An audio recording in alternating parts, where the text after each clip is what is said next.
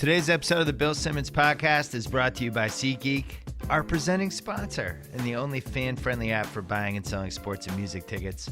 Other sites have gone back to the same old tactic of showing you a lower price and then charging huge fees at checkout. At SeatGeek, the price you see is always the price you pay. Drop your old site, experience buying and selling tickets the way it should be. To start using SeatGeek, download the SeatGeek app or go to SeatGeek.com.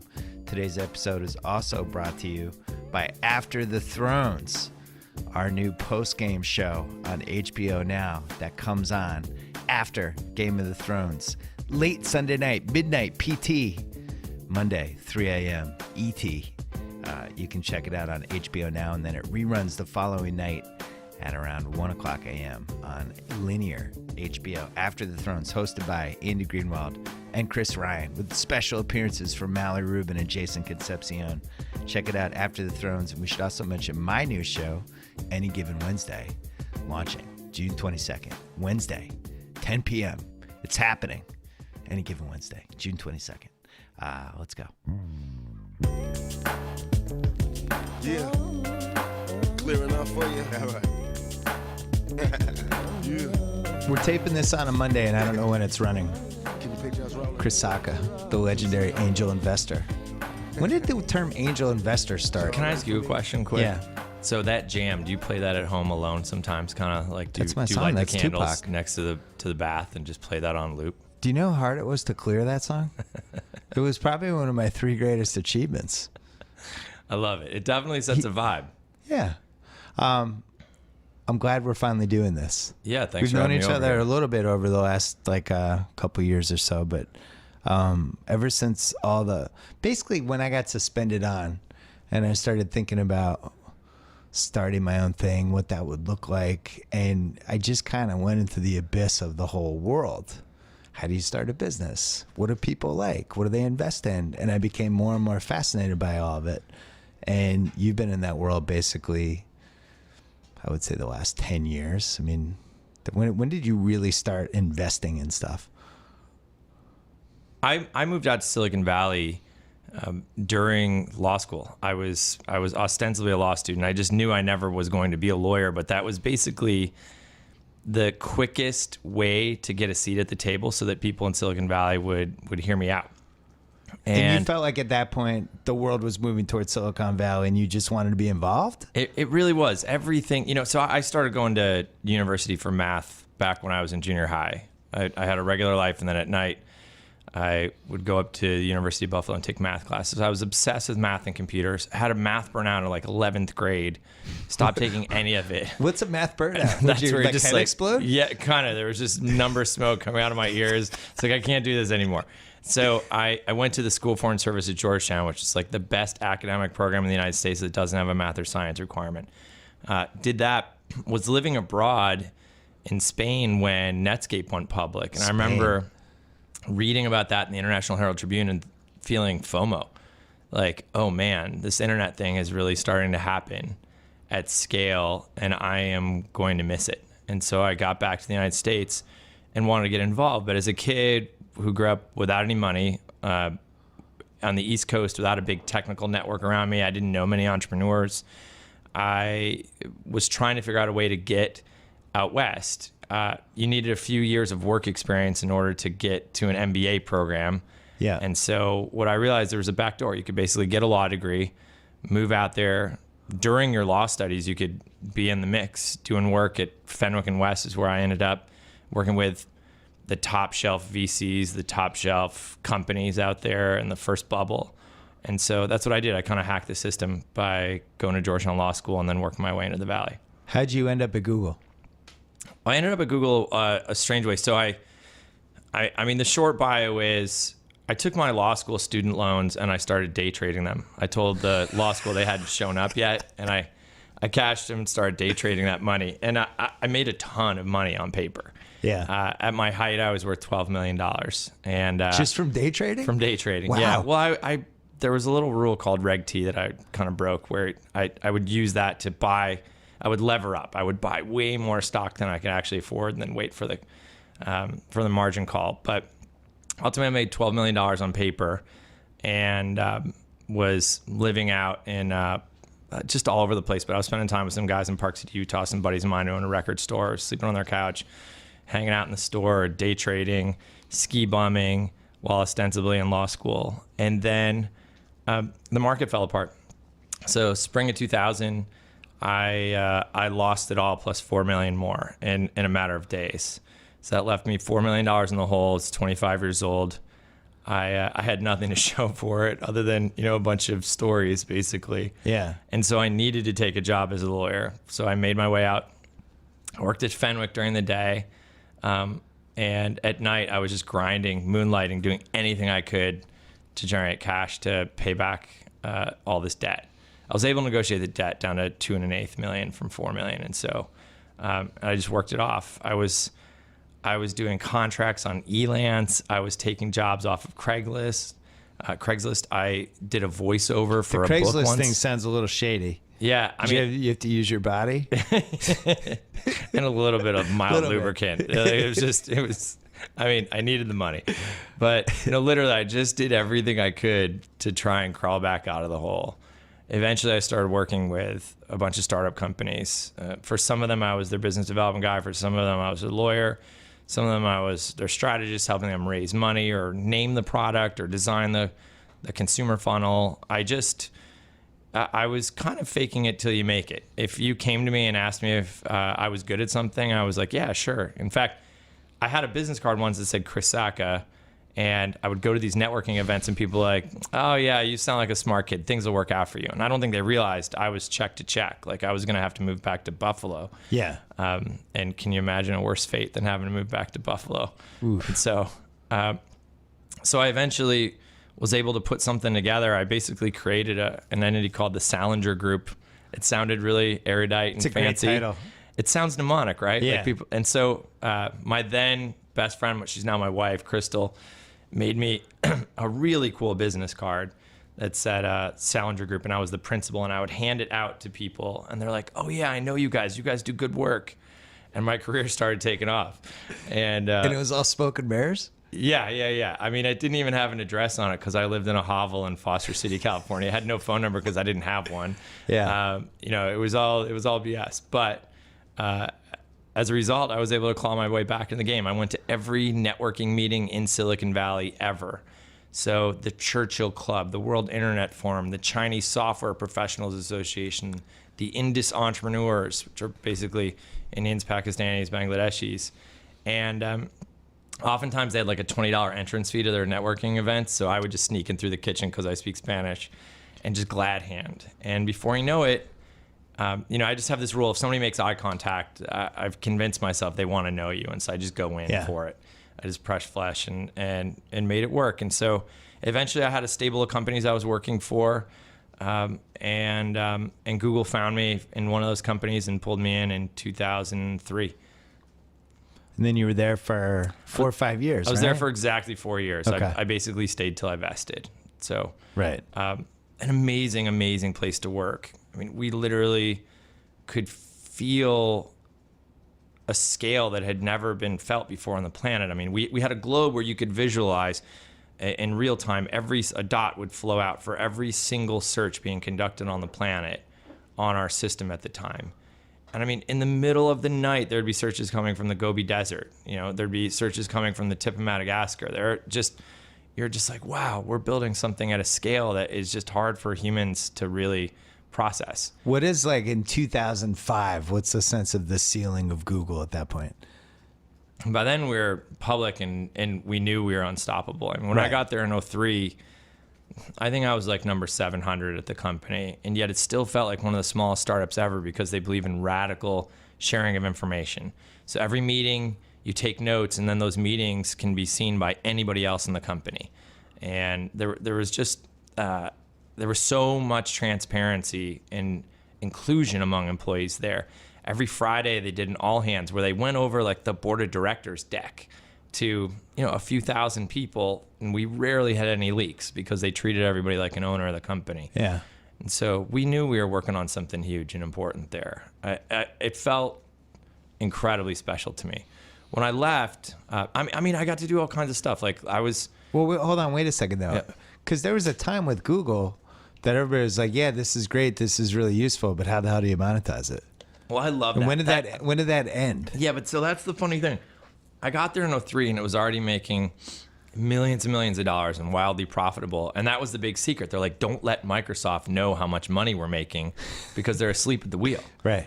I mean, in fact, one of my first jobs there was to build out our data centers, our big server farms. So these things, $1 billion goes into each of them, and they require as much power as a city like a Buffalo, New York. I mean, they're massive.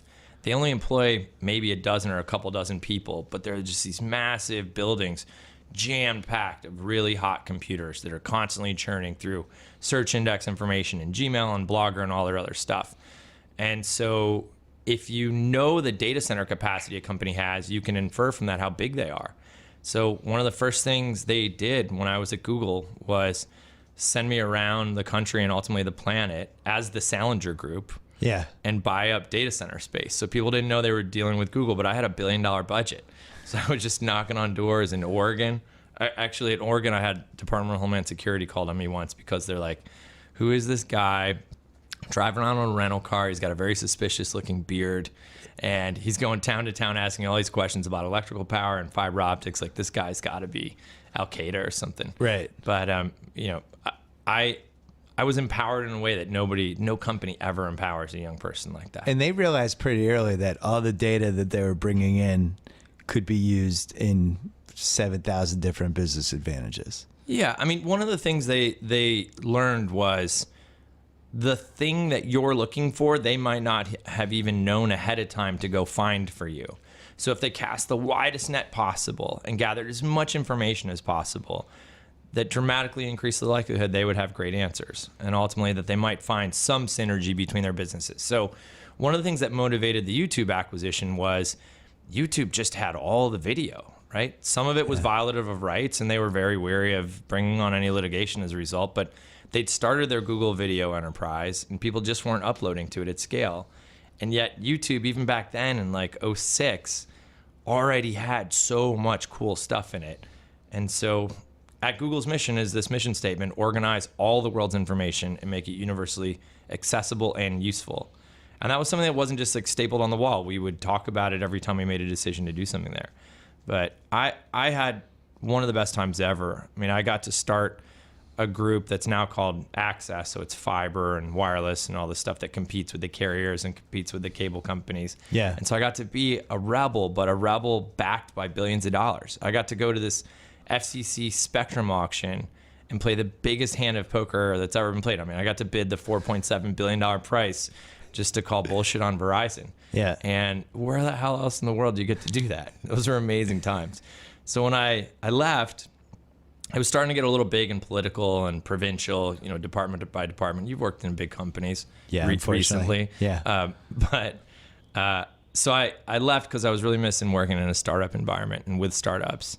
And when I did, there was a New York Times article that came out a few days later. I was at my parents' house for the holidays, and it said something along the lines of, why would this guy leave the greatest job in the world? And I sat there in my parents' house and cried. I'm like, oh my God, what did I do? But it really was the greatest job in the world and one of the greatest places to work ever. But and it seemed like it had a lot of great people. It's almost like one of those NBA teams where they just had a lot of young, talented people, and you look back and you go, wow, a lot of people are on that team. Well, one of the things they did that's kind of like an NBA team is they hired just for sheer capability, not necessarily for culture fit. And so they were just like, if we get the smartest, most driven, ambitious people in the world all to work here, let's see what happens. And so, but I disagree with that strategy, but it worked. No, but you've seen some teams implode as a result, yeah, right? Yeah, I was gonna say and so other teams are like, well, I don't know if this guy's gonna work well with this guy. A lot of raw talent, but if you look at Eric Schmidt and Larry and Sergey as the owners and general managers, they're like, let's just get the smartest people in the world here, and then see what happens. And so there were definitely some people on the spectrum there who had no interpersonal skills. There were definitely some assholes. But we would hire like the world puzzle champion, and just say like, look, come to Google. And it turns out the world puzzle champion was a total badass, an amazing engineer. But we would hire hackers, like actual criminal hackers who had done time. because of their sheer talent. And this is like a path That to sounds like a redemption. Netflix show. Yeah, we really did. I had a contractor work for me there once, and he was one of the best employees we ever had. And I was like, look, we'd really like you to come on board. I don't know why we keep paying your boss. You should come over here. And he's like, well, I have something to tell you. I actually was convicted of computer fraud and abuse and did some time. And I was like, oh, bummer. And I surfaced it up to the top, and they're like, he sounds really talented. Like, how do you know? And so he worked there. I mean, this is a guy who had to change his name to kind of expunge his record, but he ended up working there, and he was great. But that's a company that focused on talent unlike any I've ever seen. And that's why I think there's a really powerful group of alumni there. You know, if you know somebody from Google, the odds are they're smart and driven and unbound by practicality. They think in a way that frees them of the limits of rational thought. You know, we were taught to just build things that would dramatically change the lives of users, that would make out of scale amounts of money, that would have some unbounded impact on the world, and to forget initially how it was going to pay for itself. Like, don't let your mind be burdened by thinking about how this thing, might work. Just make it work, and then we'll figure out how to pay for it along the way. That's a revolutionary way of thinking about building a business. Like, Gmail changed everything in mail, and yet it was a horrible business idea up front, right? Just let's offer a shitload of storage to everybody.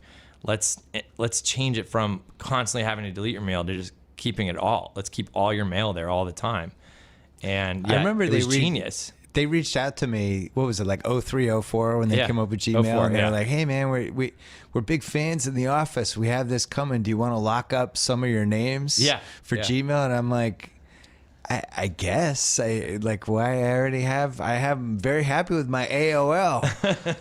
And then, but yeah, I mean, the way they pulled everything off, it did seem like there was a catch. It's like, yeah, you get all the storage, get this email address, and we want absolutely nothing. Well, what we did was we had data that showed if you were using Gmail, you were just going to be more of a searcher, right? Yeah. I mean, we had all this data that showed the more you search, the more money we made. You want to keep people on the platform. Yeah, so let's install a Google Toolbar.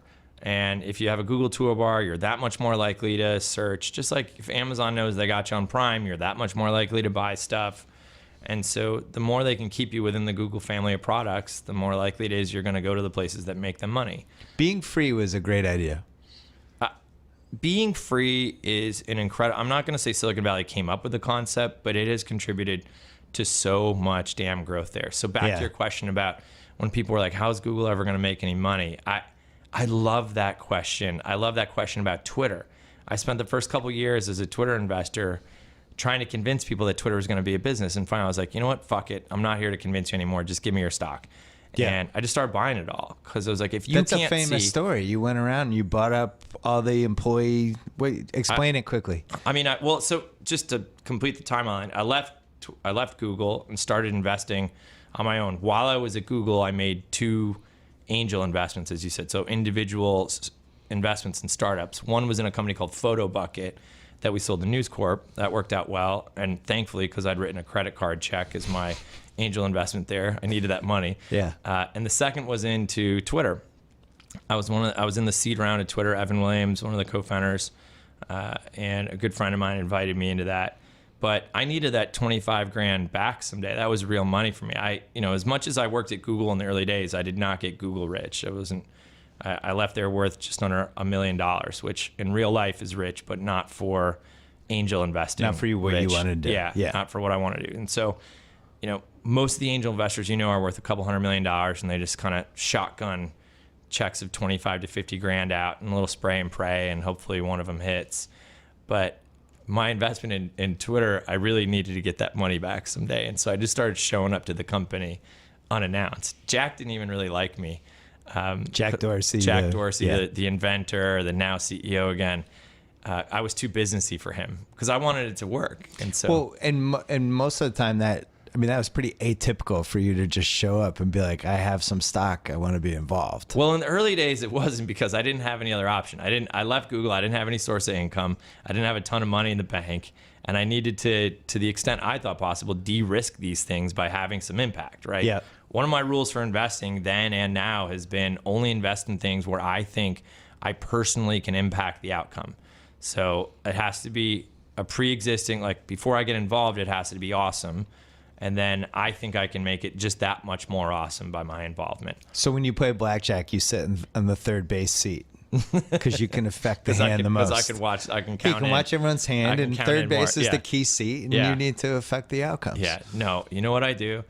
I actually studied so much math, I can't sit at a Vegas table at all. It drives me crazy. You know the odds are against you. Yeah, I mean, I used to write papers against that. You know, about like the 5 cents on the dollar you lose, 5.3 cents, I think, on every spin of the roulette wheel and stuff. But what I like to do instead is go to Vegas, get all messed up, and then with my buddies, do like kind of side bets on, hey, let's do over under on her age right there.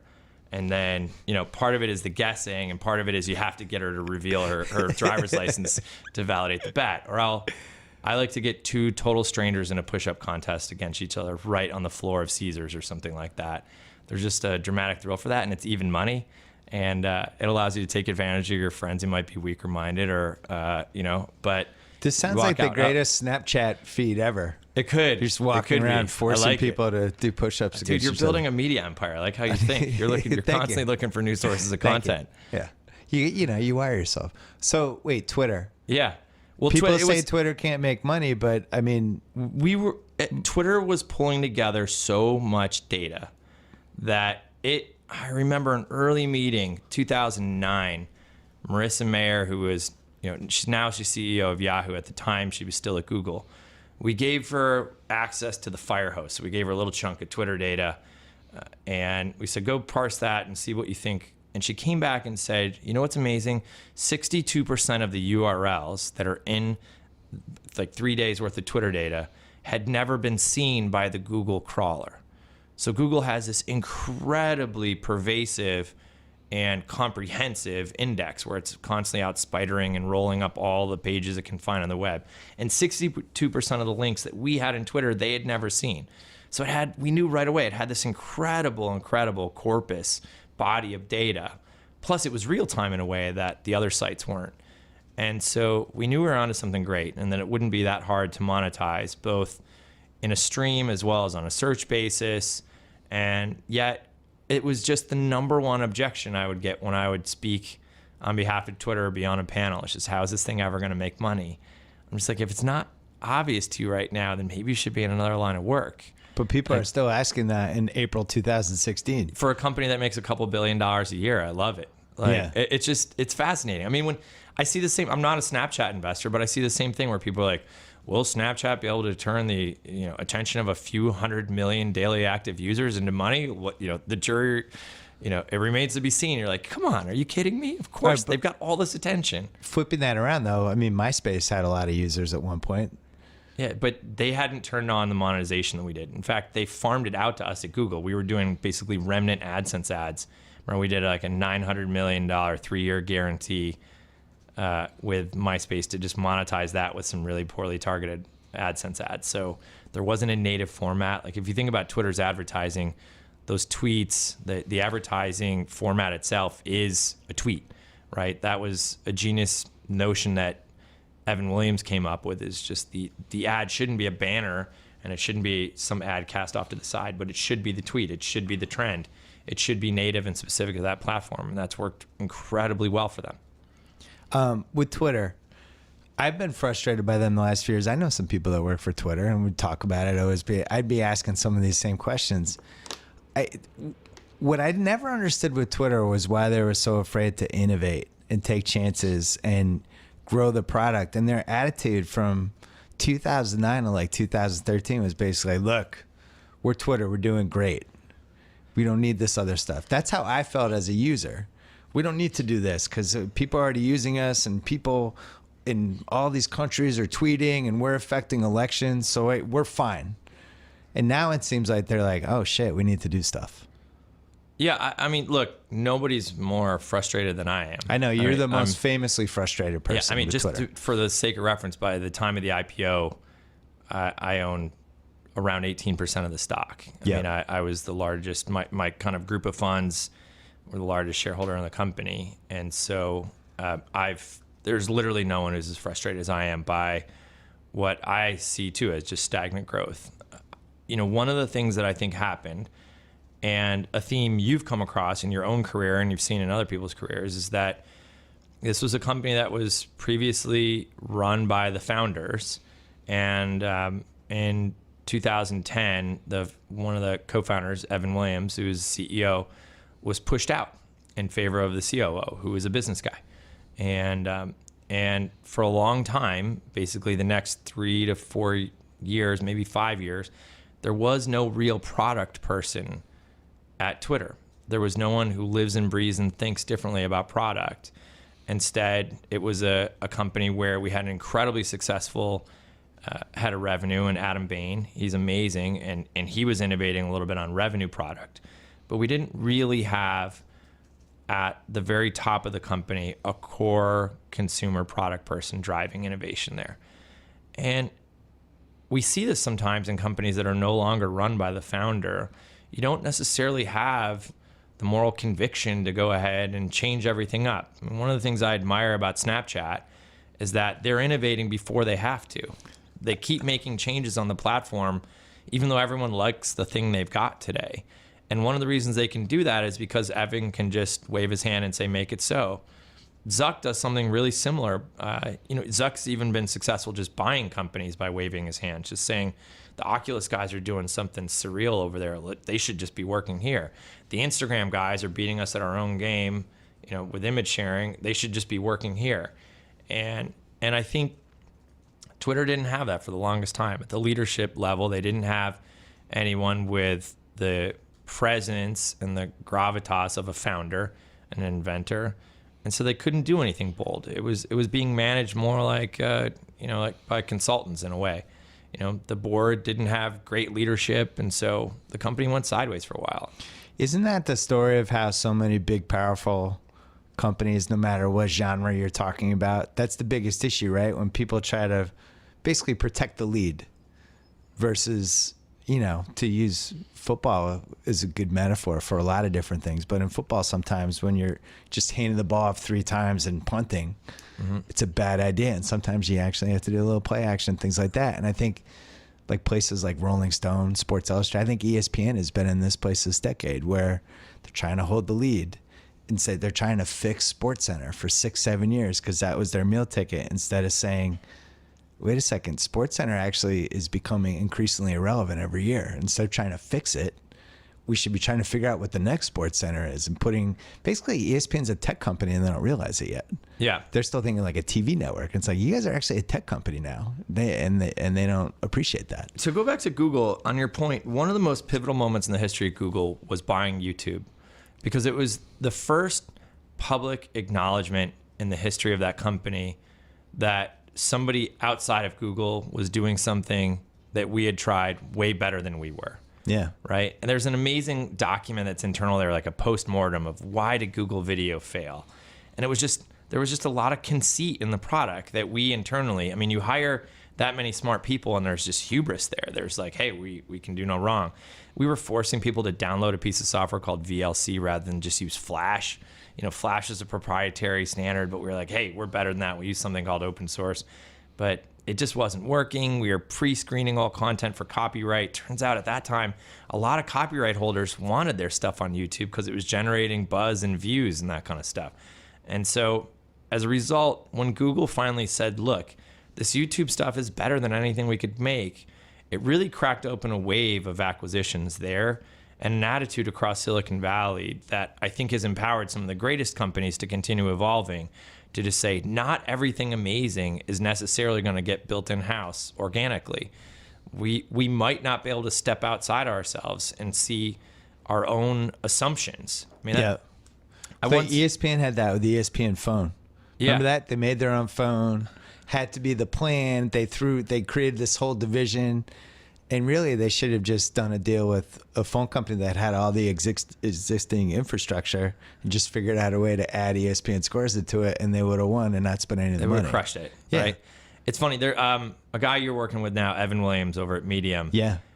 Evan and I are good Smart buddies. dude. He's different than smart. He's like from the future. And so Evan and I are buddies. But when it comes to product, I think I'm a good critic of current products, and I don't consider myself to be a visionary of future products. Evan just lives a few years ahead of the rest of us. I mean, literally a couple years ago, he was pounding the table saying, live video, live video. We need live video. And nobody at Twitter was listening to him. Nobody's building it. And now look at what's changing everything. It's Periscope and it's Facebook Live. It's just, there's no doubt about it. I mean, it's Twitch. It's all these things. Meerkat was kind of the turning. If there was a 30 for 30 for tech, the 8 days of Meerkat would be like the best documentary. The 8 days of Meerkat seemed like the next big thing. Then Twitter just annihilated it. Yeah, Meerkat, the technical execution was not their strong suit, and then building on top of Twitter's graph was a bummer. Yeah. So, but point being, Evan's superpower is finding and identifying the assumptions that you and I don't know we're even making. The things we're just taking for granted, the things that just seem implicitly like the rules, he can find those and turn them upside down. Yeah. And that's why he's serially successful. Blogger, Twitter, and Medium now, which is just huge and blowing up. And your traditional business guy just doesn't think like that. Your traditional operator, your traditional MBA and COO just doesn't have that kind of vision. And so what's setting some companies apart from the rest, there are companies that are grinding out, trying to find a 6% bottom line improvement, so they can issue a dividend. But when you really look at Silicon Valley, at the ones that are growing by leaps and bounds, that are blowing people's minds, there is an independence of thought that's just unbounded by reality. And so they can see into the future, they can make bold predictions, and they can really stake the future of the product on things that you and I might not see yet. You never told me how Twitter was going to make money.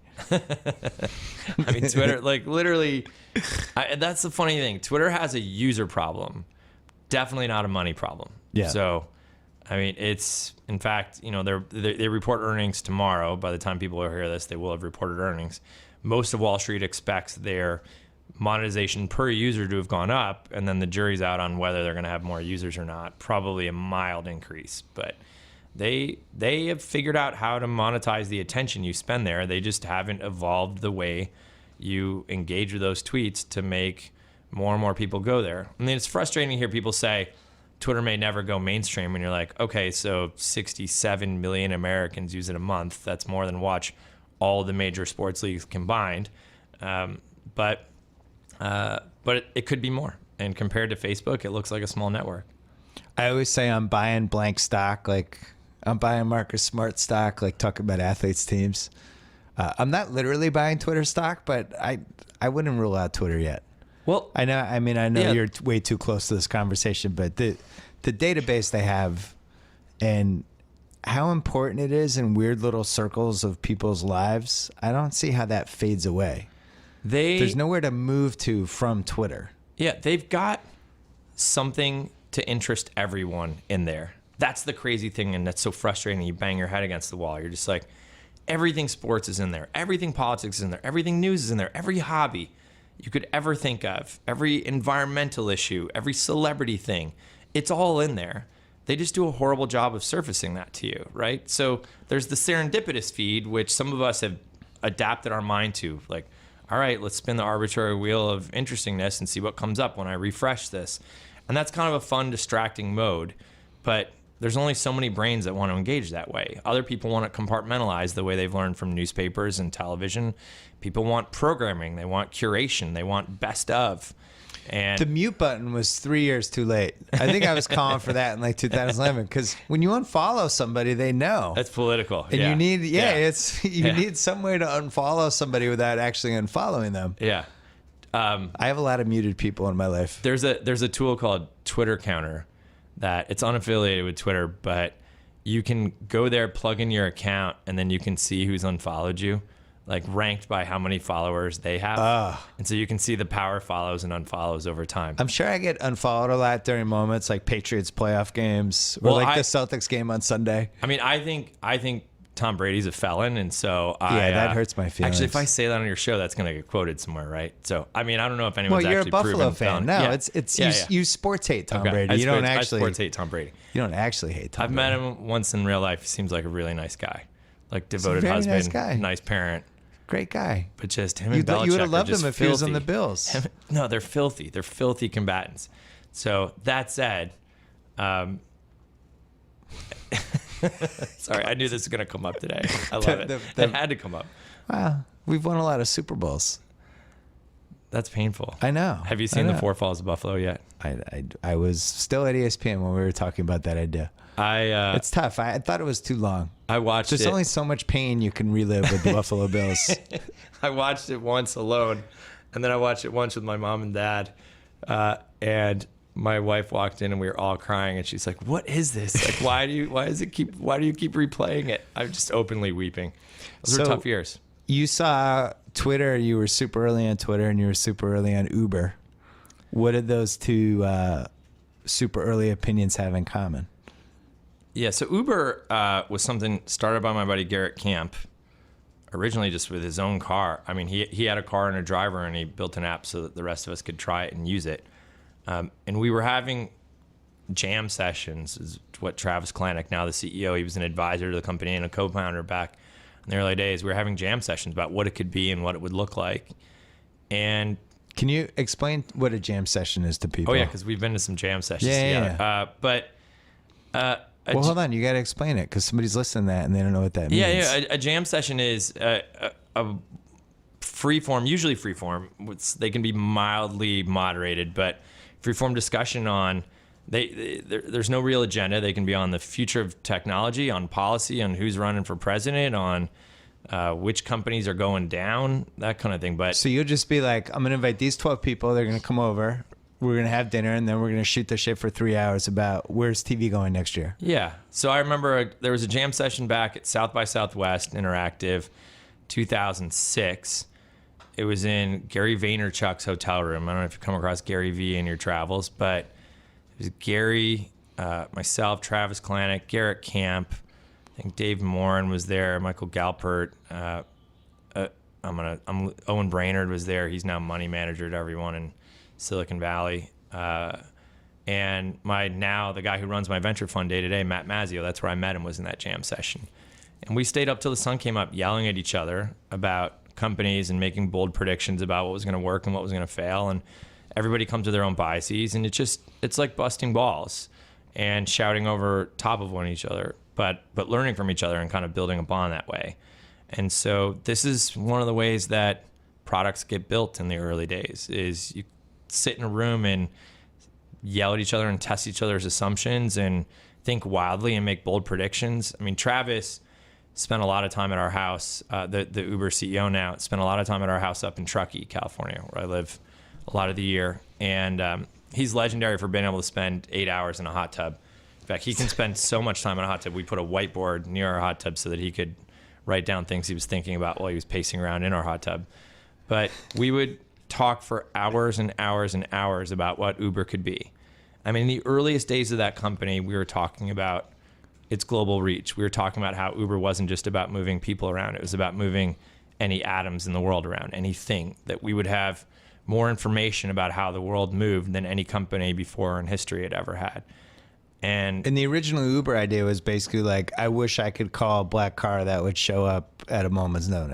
Yep. Somebody had that idea, and then somebody else said, that should be a company, and then we're off. Yeah, Garrett had that idea, and in the way that makes Garrett unique, he didn't just have that idea. Ideas are cheap. Execution is what matters.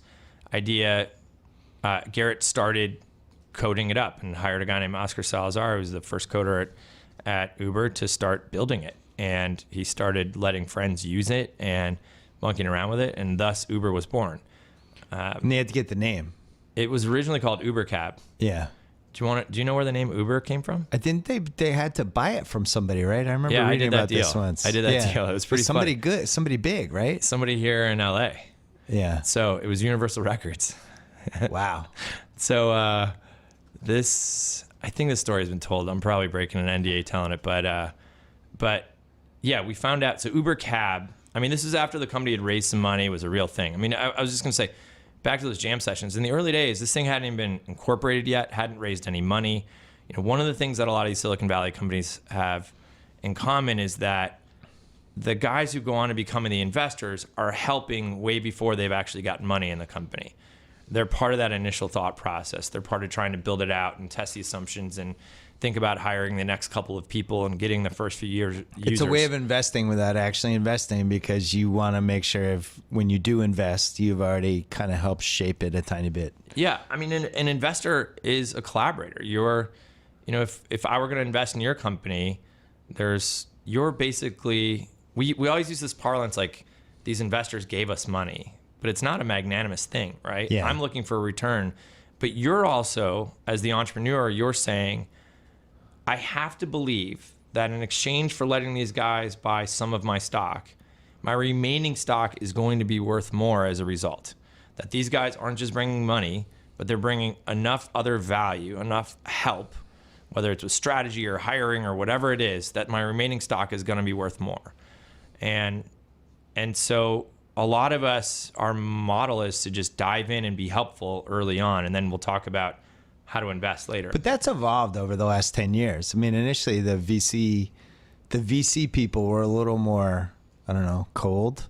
And now it seems like your generation and a lot of the people that are either your friends or your rivals have that mindset where they want to collaborate as well as invest. Well, it used to be, the venture capitalists were mostly bankers, investment bankers, because the exit path was taking your company public. Yeah. When the first bubble evaporated, and everything crashed, the bankers all moved on. There was no public market exit. So the banker VCs were shit out of luck. The other thing that happened was the original founders of all those Web 1.0 companies were mostly MBA types, because it was a lot of hand-wavy bullshit, a lot of smoke and mirrors.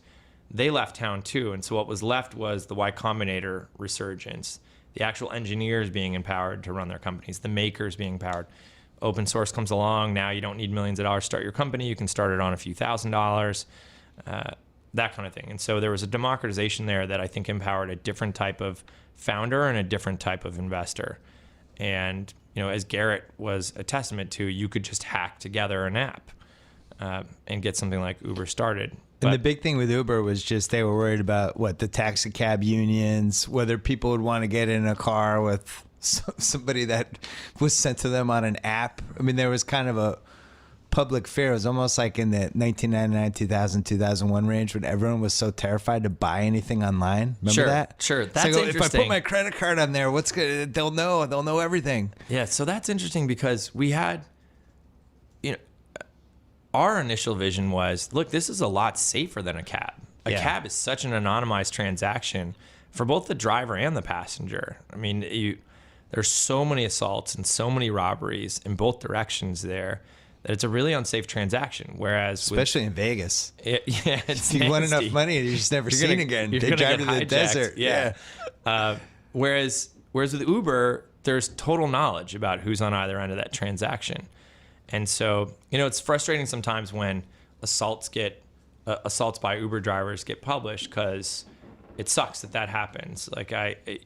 But you're having hundreds of thousands of rides. Like, not all of them are gonna. Yeah, I mean, at scale, I like to say like Walmart employs a couple million people, right? If you look at a couple million people and then you look at the daily murder statistics, the odds are incredibly high that a handful of Walmart employees murdered someone last night. And so that's just what happens when you start working with big numbers. Right. But with Uber, and I'm not an official Uber spokesperson, this is not a great talking point, but my point is that the reason that bad things get reported is because you know exactly who the driver was. You know exactly who picked you up and where they took you. You have an electronic record of it. And so it's actually way safer for individuals in Uber because there's that much more information. There's accountability. And it's way safer for drivers as a result too. And so there will always be exceptions to that, and it sucks. But we knew from the beginning, like, this is going to be a thing that's safer. We also knew it was going to take a lot of drunk drivers off the road. And so it was a company that, it's funny to me because I think Uber has a culture that can seem tone deaf sometimes. And some of the things that come out of the company are just bad PR. But in reality, we actually believe Uber is a good thing for the planet. It's You know who it's a legitimately good thing saving for? lives. Who? People with kids. I think that there's no way to prove this, but it has to be people who have kids who no longer has to be like, all right, honey, you drive this time and I'll be the one that drinks. Like that was a thing. And now it's like, let's just Uber.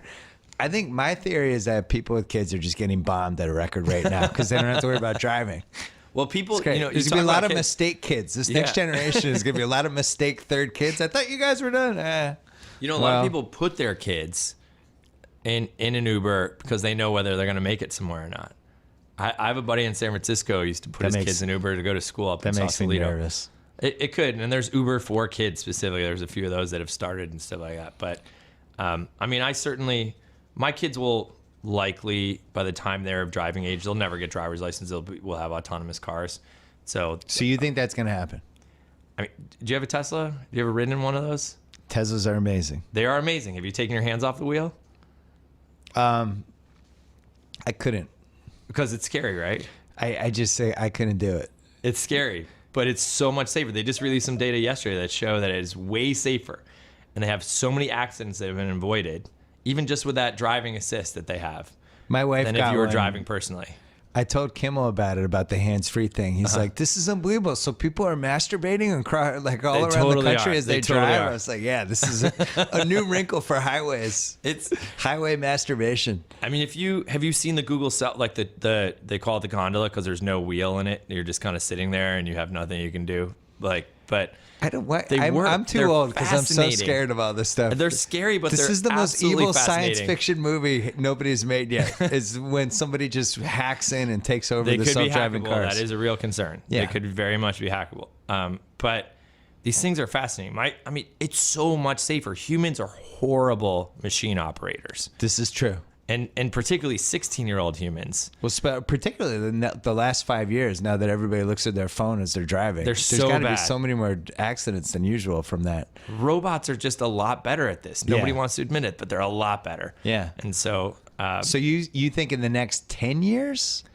it's literally going to be up to state legislatures and regulators. This that'll go it is great. not. I mean, the technology's there. So Yeah. tens of millions of miles have been driven by Google, and there have been two accidents. One was human intervention that caused the accident. And the other one was a 2 mile an hour plus 15 mile an hour collision with a bus. And so that's over tens of millions of miles. That would have otherwise been hundreds of human fatalities. What else do you see coming? What else do I see coming? Self-driving cars. Yeah. What else? Well, what else are you what are excited you about? fascinated by right now? So we argued about esports once. I argued about that with Matt. Yeah. I think esports is being totally rigged by all the rich people who have invested in it. Well, my business partner Matt I know. owns an esports Oh, we had a team. huge argument about it. I'm not against it. Everyone's like, it's the next thing. It's a slam dunk. It's like, all right, well, Have you ever visited any of these yeah, athletes? I know. I'm not against it. Air quotes don't really come across in your podcast, but these are athletes, right? I'm not against it. Have you been to their I'm homes? always dubious of slam dunks. Yeah. Have you been to their homes at all or anything? No. I've asked. I haven't visited yet, but like they live together usually. Yeah. And because they have to train together, and a lot of them have physical trainers now because you need to be like fit and mentally, high mental acuity and quick You actually have fingers to be and like stuff. in. Yeah, you in don't good want to. shape. You don't have any. Most of these guys are not like the traditional, like pimply fat ass that gaming nerds have been portrayed to be. Like remember fatigue when at all. Cartman? Yeah. Yeah. They also have nutritionists and cooks who live in these houses. Like this is a real thing. Like I think you should go visit one of these things. I'm not against it. My guard always goes up whenever people are just telling me what's going to happen with something like that, because like lots of things sell out arenas. Sure. Like monster truck people sell out arenas. You're not a Gravedigger fan? Not really. Okay. So don't underestimate the American people's penchant for entertainment. But no, the gaming stuff is fascinating. We don't have a lot of investments in that space, but the ones we do are led by Matt Mazzio, my Right. partner, who understands it incredibly well. I mean, look, I just think you have to believe in the attention, right? Is that if you're betting against professional sports, you're betting against every trend in attention right now. Yeah. And you're also betting against every trend in identity and Did you see that allegiance study about and tribes? 93 of the 100 events that people watched live last year were like sports events? Yeah, other than And like 7 were scripted or non-scripted. or the Oscars or something like Yeah, that, yeah, right? yeah. Yeah. I mean, humans crave shared experiences. That's just as simple as it is. I mean, God bless the iPod for letting us download all our music and and play it atomically. So you're listening to one thing, I'm listening to another thing with our headphones, and that's a fun experience. But we've seen the live music business take off. While recorded music has crashed, live music has taken off because we want to go see that with other people. We still go to the theater so we can still laugh with other people. That. I'm holding up my phone. Yeah. You go to a concert now, everyone's just holding up their phone. Yeah. I mean, Facebook Live and Periscope are blowing up because we want to be experiencing the same thing at the same time. Game of Thrones, crashed the internet last night. I mean, it's just people want to watch that thing together. So with esports, I want it to happen because I feel like I was playing video games from basically the moment they were created. Like from Pong. What was your first one, Pong? That was your first system? Remember when I think we're almost the same age. Intellivision versus Atari was the thing. So I was in television. Yeah. And then eventually I broke down and also got the Atari 2600. But I hit all like Nintendo, Sega Genesis. Like I went through basically everything all the way through the PS3, and then I finally retired. I grew up in a very limited television house and no game system house. Ooh. So I had to play them at other kids' houses. Yeah. But that's why I have all the game systems now as an adult, including the Atari 2600. What's your favorite cartridge? Do you remember? Atari 2600. I love the baseball game. Really? Yeah, I used to love video baseball games, which was like I used to love RBI baseball. I loved Intellivision baseball. I love baseball and football are my favorites. River Raid. You remember that one? Yeah. Yeah. And then for paddles, I love Kaboom. I mean, you could just get into a Kaboom zone right there where you're just scrolling back and forth. I had an intern a few years ago who could do. He was a young kid too. I don't know how he could do this, but he could do the entire first level of Pitfall with his eyes closed, going left, not right. But really? Yeah. I mean, it was like he picked it up as a retro cool thing and could just do it with his eyes closed. My favorite game ever was, I think it was PGA Tour 3 on Sega Genesis. It was a golf game. Mm-hmm. It's like 25 minutes. It was the perfect length. Were you ever like to play other people? Were you an arcade guy at all? I like, was. Were you a Golden I was Tee the guy? only child. Yeah, it was all that stuff. When you Golden Tee, do you use 2 thumbs or do you just spin with do you use the palm of your hand? I used the palm for the hits, but then for putting, I used the 2 thumbs. Yeah. Which I think is the way to do it. I was a 2-thumb driver, and I've got a lot of, I think I've got like some ligament damage in the thumbs. So esports, if I had to bet on it, I would bet, okay, fine. But I still don't think it's a 100% slam dunk. Okay. I still want to see like 2 years from now, are we at the same point we were right now? Okay. VR. Yep. Feels like even though people are saying it's ready now, I still think it'll take 5 years to work out all the kinks and everything. And we'll see which platforms win too. Yeah. But shared VR will be unbelievable. Right. So that'll be another one of those communal experiences in VR. Do you worry at all that you can't do anything else when you're doing VR? Yeah. Because that is what killed 3D to some degree, was that if you had 3D glasses on in your house, you couldn't do anything else. My buddy David Yulovich put it, I'm going to get this wrong. You met David? Yeah, you met David. Yeah. That basically podcasts are passively passive. And one of the reasons why we've seen this resurgence in podcasts is you can do all this other stuff while ingesting a podcast, right? Video podcasts are actively passive. So you have to be watching them, but you're not participating in them per se. So you can kind of get some other things done the way when television's on, you can do that. But VR is actively active. It's exclusive to everything else you want to be doing. So VR though is, which is tough because you're basically telling people you're doing this. Yeah. So let's then cleave off AR, augmented reality. So augmented reality doesn't necessarily take you out of the other things you're doing, right? It could be a Google Glass type thing or a heads-up display that basically what the Magic Leap guys are working on that lets you see your calendar and all these other things overlaid over your real life environment. And then there's the fully immersive VR stuff, whether it's for an entertainment experience or gaming, etc., that's going to require all of you. Let's take a break to talk about our friends at Blue Apron. They know that when you cook with incredible ingredients, you make incredible meals. So they set the highest quality standards for their community of family-run farms, fisheries, and ranchers. Whether it's Japanese ramen noodles, wild-caught Alaskan salmon, or heirloom tomatoes, Blue Apron is bringing you the best for less than $10 per meal.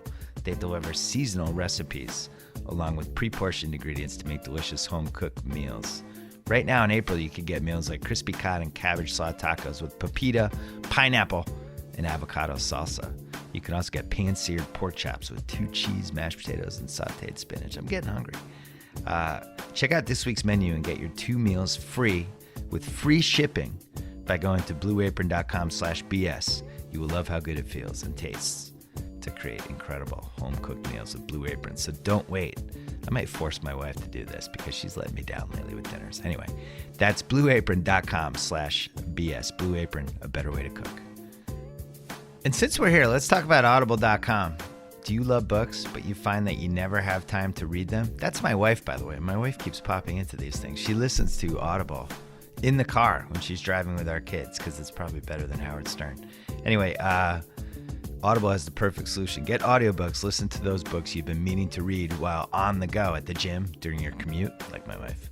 Audible.com provides over 250,000 titles from leading audiobook publishers, broadcasters, entertainers, magazines, newspaper publishers, and business information providers. Their app is free and it works on iPhones, iPad, Android, Windows Phone. You can download and listen on your Kindle Fire and over 500 MP3 players. You own the books. You can access them. Audible.com also has the Great Listen Guarantee. If you decide you don't like the book you chose, no worries. Exchange it for another title anytime. No questions asked. 2 of my friends narrated their own books that are on Audible. Chuck Klosterman and my man Jalen Rose, who I miss dearly. I miss him every day. I miss you, Jalen Rose. Just for my listeners, Audible.com is offering a free 30-day trial membership. Go to audible.com/BS. Start your free trial today. Back to Chris Sacca. We're getting very close to nobody ever having to leave their house. That'd be fun. VR, you just get Have you tried any of them? Instacart or Postmates to bring you food, and you're just home. Have you tried any of them? Any of the VR? Yeah. No, not yet. Okay. I am afraid for my kids a little bit because I do wonder if this VR world you dive into is almost superior to the actual world you're in. And instead of just having human interactions, I can just go into this VR place and do VR things, and that's going to be my life. That's very legit. One of the things that's interesting about technology is the improvement in resolution and sound modeling, responsiveness is outpacing our own physiological development. So our biology has been kind of the same, and we weren't necessarily built to ingest all this light and all this sound and in this incredibly coordinated way. So our biology doesn't actually know what's happening. If you put on even Google Cardboard and watch some of the early videos, there's one, what's the name of those guys? Verse, I think, VRSE, who did one with JR, the famous artist, where you are on top of a skyscraper and your body will not let you step forward. Like, your body is just convinced that is the edge of the skyscraper. Right. You have to intellectually override everything that your brainstem is telling you to, like, don't step there because you'll die. And it's fully tricked. And that's not even a super high res or super immersive VR platform. And so we've got some crazy days ahead of us. I mean, I remember I had a Sony PSP a long time ago. Remember those tiny little ones? Sony used to send me this stuff, and I was playing Grand Theft Auto once on a flight, and I landed and I got in my car and I started driving like an asshole. And like, I'm not a big advocate for game censorship or anything, but I was like, wait a minute, this thing literally just rewired some neural pathways such that it changed how I drove in real life. I have a worse story than that. I think everybody has that one Grand Theft Auto where they just had to finish the game and that's all they did for 6 weeks or however long it took. I remember going on one of those runs and getting in my car and driving, because sometimes the Grand Theft Auto is just fun to run pedestrians over for no reason. And I'm in my car, I'm like, hey, and I'm like, oh no, this is real life. Like, my brain had been corrupted to the point, like, for like a split second, I thought I was in the game. And I was like, this is bad. Yeah. And so I worry about some of that. I mean, I've seen this. You've seen this, I bet. So you're like, I'm not a real celebrity, but I have 1.5 million plus followers on Twitter. Yeah. And so I will be out walking Well, around. you're in Shark Tank now. Like, you're much more recognizable now. Yeah. So this is more of a data set pre-Shark Tank. Okay. And I would be walking down the street with a friend of mine in New York who is an actual celebrity, say like an Edward Norton.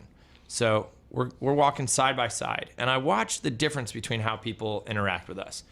They come up to him and they literally put their arm out. They like are arm's length from him. And they're like, "Oh my God, Mr. Norton. Oh my God, it's so cool to see you. I loved you in Primal Fear." Or like, "The Hulk is like my favorite movie. You're amazing. You're amazing." And they get legitimately nervous and intimidated by him because he's like famous, right? He's a They famous don't mention actor. Rounders? I think Rounders is awesome. I know. God, I know you love to throw upsetting. cards, but well, they mentioned the Hulk, which I find more upsetting.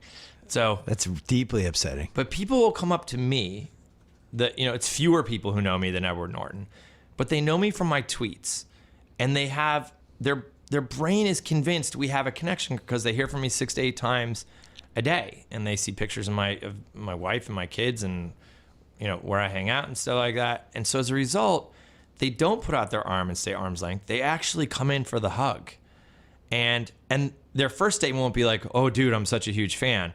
Their first statement is, "So how was dinner last night, man?" and so their brain is convinced we know each other because there was no biological or historical or evolutionary precedent for hearing from someone 6 times a day that you don't actually know well. And so my wife can pick up on this way better than I can. She'd be like, "That is a stranger. That is an absolute stranger." I don't know, because their body is so convinced they know me that it convinces my body I know them. And so they're coming in for the hug, and I'm like, I must know this guy. I must have met him somewhere. And that is from 140 characters, right? Like, so when I started Grantland, and I think I've talked about this before, but I'll say it again. Like, you don't realize you've gotten a little bit old until you're around young people all the time. And I learned a couple things just from the first year of Grantland, watching the people in their 20s. Like, they could listen to a podcast, they could be on Gmail, they could be chatting, but they could also be talking to somebody, and they could be working and sending their emails. They could be doing 6 things at once. And I would be looking like, wow, like I can do like 2 things at once max. So that was one thing. the continuous partial attention. My friend Linda Stone called it that. Very continuous spread partial around. attention. Yeah. And it's like, I think there's a clear age range. Maybe it's like 33. You kind of have had to grow up with the internet a little bit. But now people in their 20s, I've noticed, they consider their friends, like their actual friends, like people they went to college with, high school with, people they roomed with after. But then also like people online who they met once or twice, and their relationship is the online relationship in the emails and chat, whatever else. Those people, like, we tried to hire somebody once, and it was like, oh, so-and-so is friends with them. Yeah. They've been... And then it turned out they'd never actually met. Right. And I was like, I thought you were like good friends with them. He was like, I am. They're in New York and we're here. And it's like, I was like, wow. I've absolutely built relationships with people that follow me on Twitter that I DM with frequently. You feel like they're buddies, but Yeah. There's a guy named BW. His Twitter handle is BW Jones. He was like one of my very first Twitter followers. And so I just followed him back. I mean, 2007 maybe, Right. you know? And he and I have gone back and forth thousands of times maybe. And I met him for the first time just a few months ago.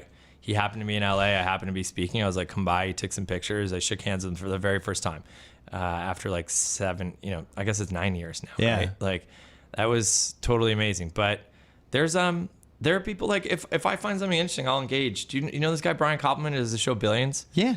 Is he like a buddy of yours? Pretty decent friend. Yeah. I've never known him been in for the like same room with 14 him, years. but we keep publicly replying to each other and DMing, and I hope I bump into him when I get to New York Are you next pro time. Billions but or anti Billions? I love Billions. Okay, good. Yeah, there's a few bad castings. Like there are a few characters in there that I just can't believe, but for the most part, the main characters are amazing. The plot's great, and I feel like I know the people on that show. I have a couple quick speed round questions for you. Yeah. What are the apps on your home screen that everyone else should have that you feel like not enough people know about yet?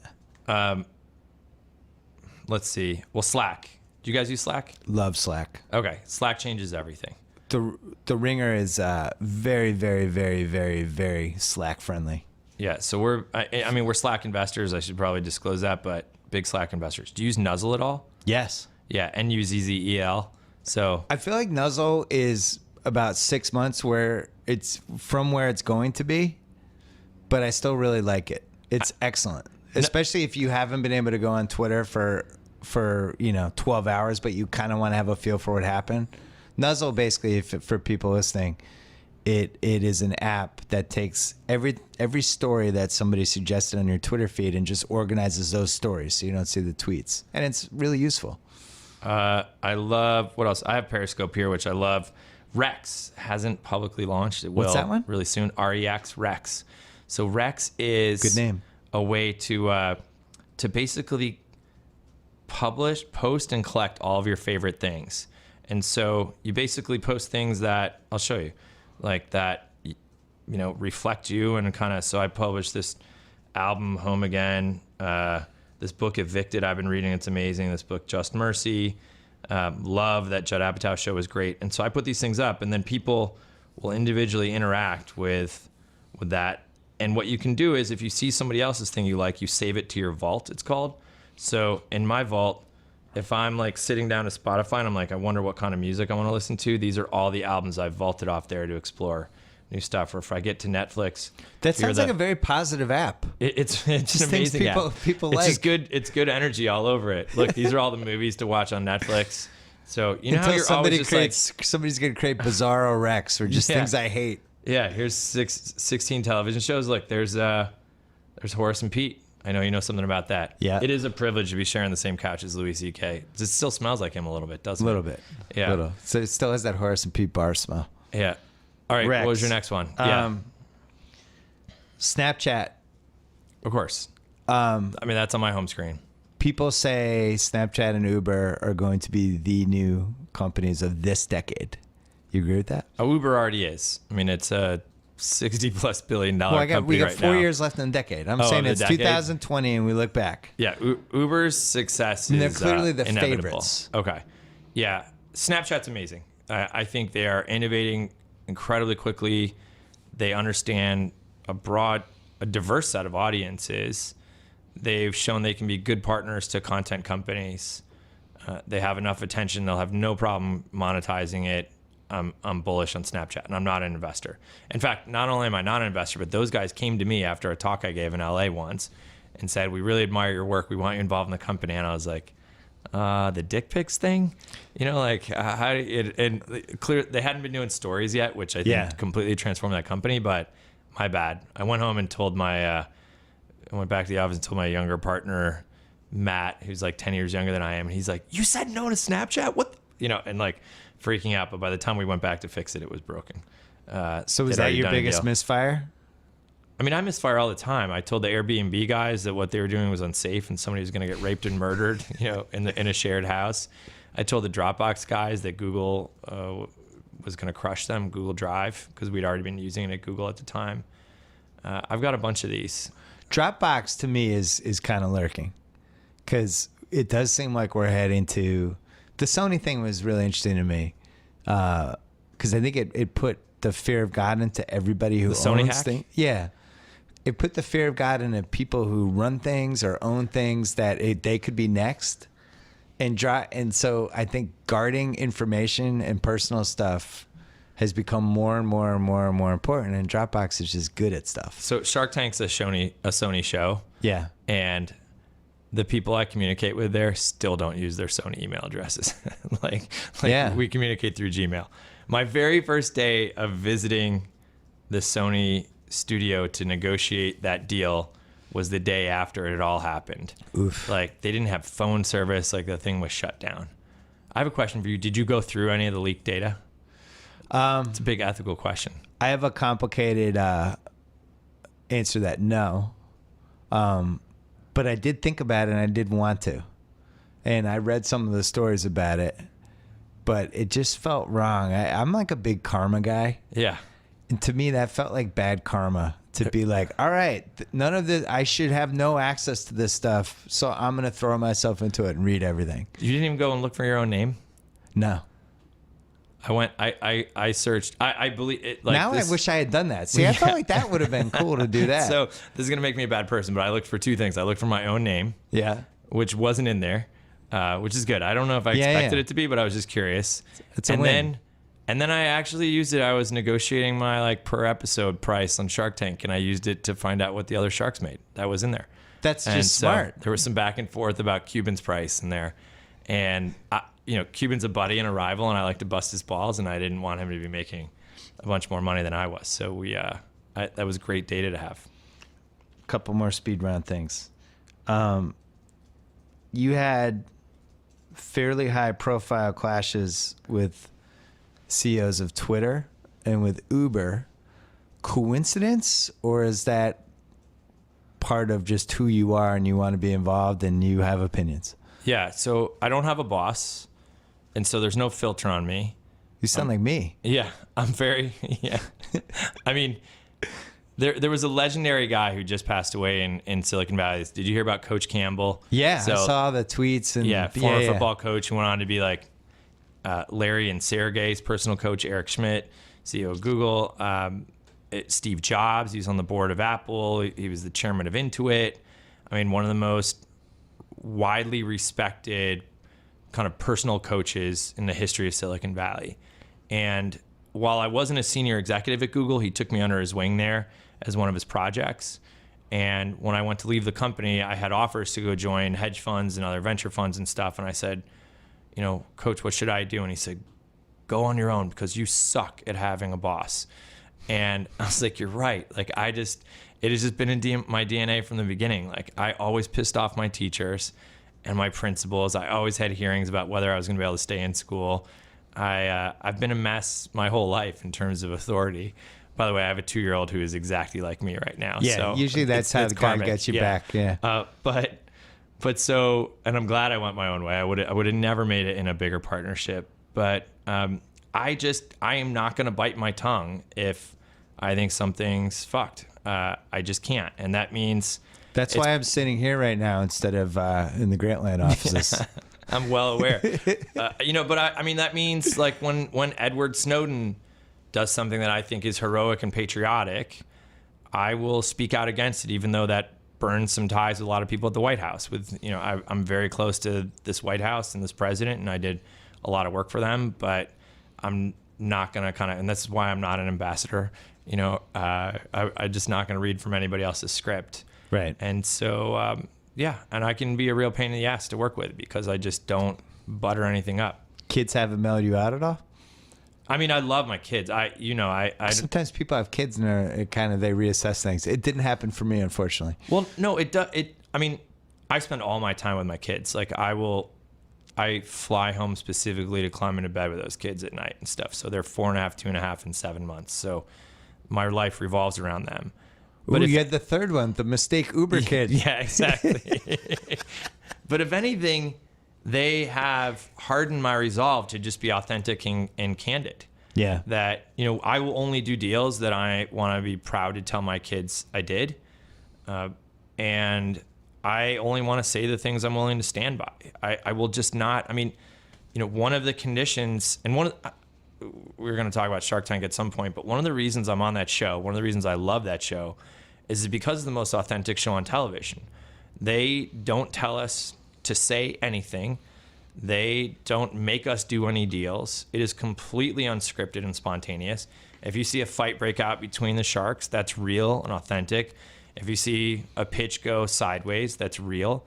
The only thing that happens is they edit it down from an hour-long pitch to 8 to 10 minutes of television. But even then, they don't betray the essence of what happened there.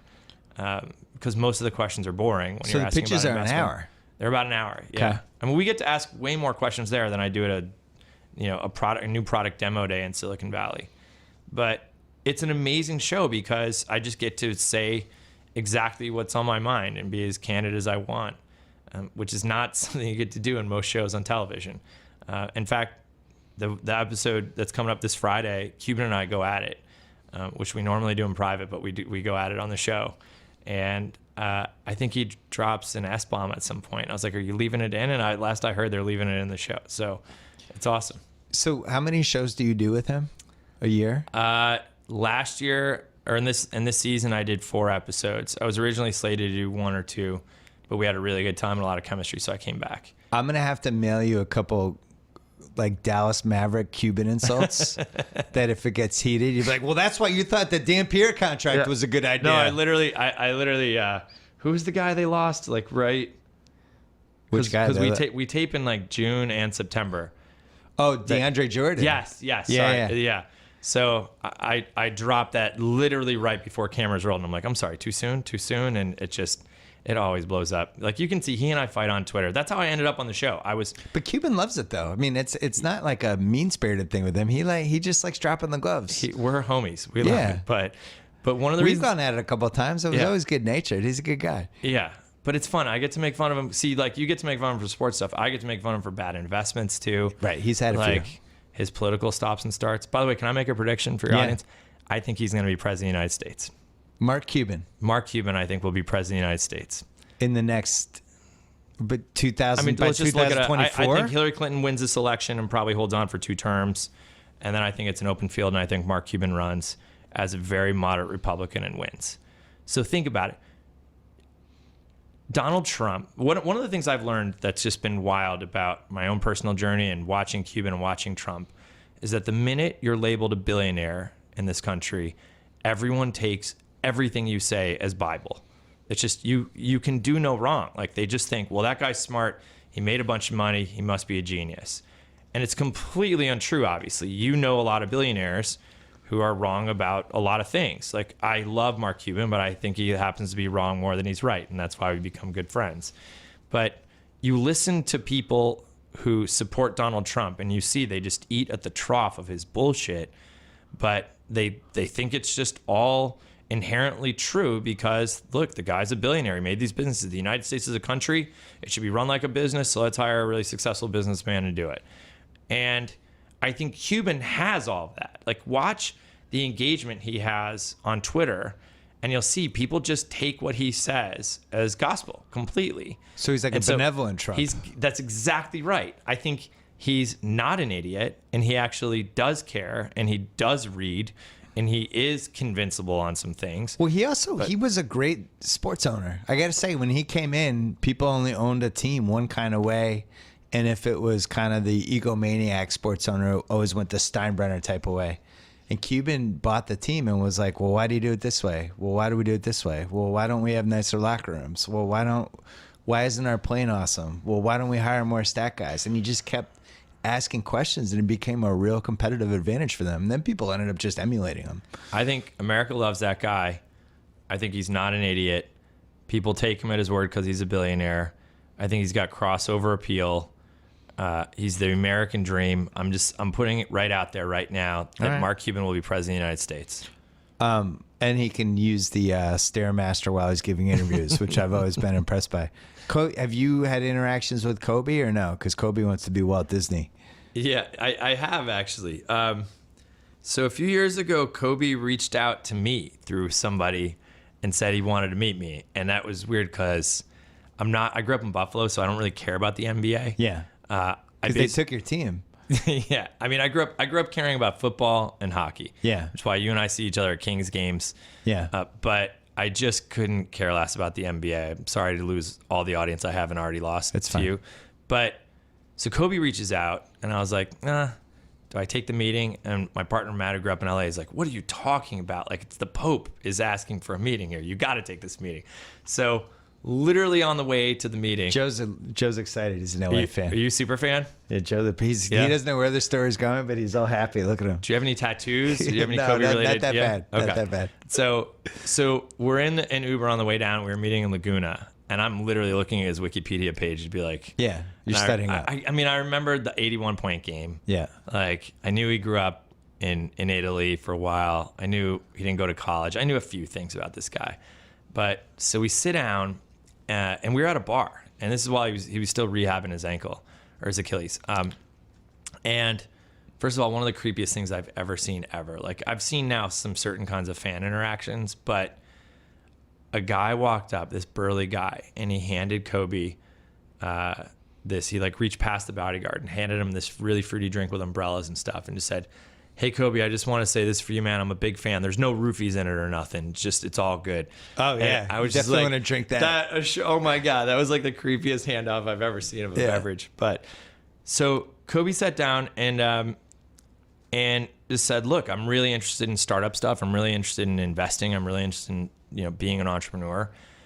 And again, my partner Matt is just like sweating because he can't believe he's in the presence of greatness like this. And I'm like, look, honestly, I see a lot of celebrities as tourists who come through this industry and think they can just kind of cherry pick a couple things and tweet about it and it's going to work out. I'm a businessman. Yeah, there are some. No, you're a small forward. Actually, one of the ways that Edward Norton and I became actual friends is that guy's brilliant and he's built companies. He's the CEO of a bioenergy company right now. He built CrowdRise with his wife and some other founders. Like the guy is smart and hustles and works hard, right? But there's a lot of guys and gals who just pass through this business thinking they can do something. And so I said, look, if you're serious about this, then prove it to me. And so I said, I'm going to send you a bunch of stuff that you should read and a bunch of TED Talks and other videos you should watch. And if you do your homework, then I'll talk to you about investing. And so it was funny because I didn't think he was going to do it. I thought it was kind of a nice way to like let him He down doesn't easy. sleep. Of course he did it. I didn't know this about him. Yeah, I think he's up 24 hours a day. I had no idea about this. Yeah. So sure enough, for the next few months, my phone never stops buzzing in the middle of the night. It is Kobe reading this article, checking out this tweet, following this guy, diving into this TED Talk, diving into the Y Combinator demo day stuff. And I'm getting these texts at like literally 2 or 3 in the morning. And my wife is like, "Are you having an affair with Kobe Bryant?" Like what is happening here? Like he just that would have been an incredible hours, story. That would have definitely broken some news. But it was just at all hours. And the guy was serious. He was bringing the same obsessive work ethic to learning about startups that he does to training, to rehab, to his 1,000 makes a day, to everything. I was fascinated by it. So I ended up actually becoming really enthralled by him because this is a very unique personality type that I only kind of see in some of our very best entrepreneurs. Like Travis Kalanick at Uber. I don't know if you know this story already, but it's New Year's Day, 2010, I believe. So Uber was already a thing. Travis is staying at our house up in Truckee. He came up. We always have a New Year's party, and my dad was there. And my dad, says, "Travis, let's play Wii Tennis, Nintendo Wii Tennis." And Travis is like bleary-eyed and hungover from the night before, and so he's sitting on the couch. My dad is standing up. As they start playing, my dad's like taking tennis swings. And Travis is just making these little tiny chops with the controller. And he's kicking the hell out of my dad. My dad's like starting to break a sweat and trying harder and harder. And Travis keeps winning. And then Travis does this Princess Bride thing where he's like, "I'm sorry, Mr. Saka, but I got to just tell you, I'm not left-handed." And so he starts playing right-handed. And my dad never scores a point again. And my dad is visibly frustrated. Like, what the hell is going on? And at the point my dad's about to blow a stack, Travis says, "Okay, Mr. Sack, I'm sorry. I got to show you something." And he uses the little wand, and he moves over to the global leaderboard, and he is ranked number 2 in the entire world at Wii Tennis, while also being the CEO of Uber.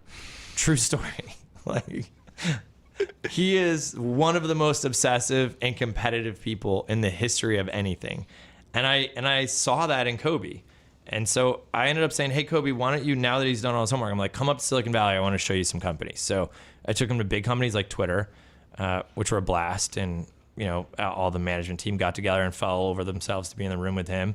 And it was fun because you get to a level in that game where you're not just good at the game, but you understand the business around it too. And so we were talking with Adam Bain and Nathan Hubbard and guys up there that about the mechanics of the revenue and the rev share deals around those NBA clips and stuff. And there was Kobe right in the middle of that discussion. And then we went and visited small companies like Style Seat, where they're like an Uber for salons, an amazing service, but they were 11 people working out of a 1-bedroom apartment, basically illegally. And I was like, look, these are the bookends of how this industry works. And he was enthralled by it. And he's gone on to make some investments. He's starting some stuff. Kobe Inc. Yeah, Kobe is legit though. He's just one of those guys that I think you're literally buying Kobe stock. Yeah, I don't think he's a pretender about that stuff. I don't either. I think it takes a little while. Oftentimes your first few investments are just a miscue because you're flattered anyone even wants you to invest, or you think you can be more helpful than you are. But I think he can be great at this. You left out one important thing with Kobe, which you were halfway there, but with how competitiveness and how important it is for investors. He's competitive with Magic. Because they have like who's the greatest Laker of all time, and both of them oh no, Kobe, and both of them deep down think they're the greatest Laker of all time. Yeah. And now Magic has parlayed his basketball career into this whole lucrative business career. Right. And anytime somebody points to who's the most successful athlete turned, they always say Magic first. And Kobe is a competitive psycho, and he's looking at it, it's like 5 years from now they're going to say me. They're not going to say Magic. You know what They're gonna say Magic Kobe doesn't Bryant. have that Kobe does is China. That guy owns that country. Yes. Oh my God, it'll be to the amazing point to that see. I could see him playing like a 20-game season there to just make it even more It's crazy. dangerous for him to be over there. Like it's just the crowds are unbelievable. So it's funny. Kobe and I collaborated on something briefly that we were setting up for him. I was like, so what should we call it? Like Mamba or whatever? And he came back and said, no, I want to call it 13. Do you know why? 13. It's sports related. I don't know. And this was like 2 years ago. He said, can you believe they drafted 12 other motherfuckers before me? Like he still wears that, man. He still wears that. Tom Brady's the same way. He knows every quarterback that got drafted ahead of him in the 2000 draft. He could just rattle them off. And their combined yardage compared to his. Oh, I bet. yeah. He knows all of them. Like all of them, the aggregate. They're all Like, maniacs. that guy still wears that, man. That is amazing. That's a good place for us to end because we went way longer than I thought we were going to go. But you can come back. Right on. We should do one. We should do a 3-person one with you and one other person that Who should we could gang up on? I don't know. Maybe we'll get Cuban. That'd be fun. You, me, and Cuban. That'd be we super could fun. argue about stuff. I'll just start fights with you. It's pretty fun. No one on Shark Tank has ever been there to keep that guy honest. And so Right. I may or may not be returning next season. I may or may not be making an announcement about that on Friday. So this Friday, Shark Tank, you're going to now like, all right. I may or may not. One, ABC. I Periscope after I Periscope during the episodes.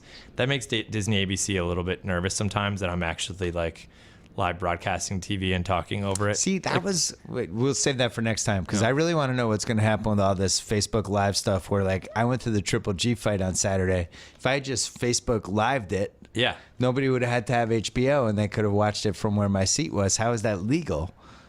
Feels But like it would we're have been headed value toward... added. I mean, you should do that deal with HBO. Not They if would've it's said, coming "Look." on. Yeah, but not if it's coming on 20 seconds before the feed that HBO has, because I'm sure they have to send it around, right? I'm coming ahead of them, and I don't know. You remember my really tall buddy who was in Montana? I don't want to, but he said he would have done anything to watch that Golden State game with you, right? The Golden State game that was going on while we were there.